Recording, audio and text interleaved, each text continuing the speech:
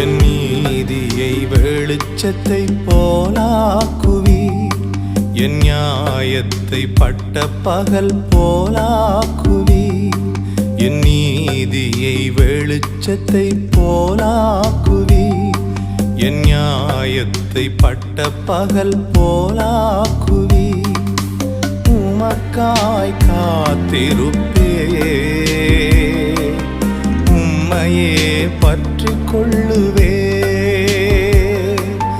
வார்த்தையால் திருப்தியாவே,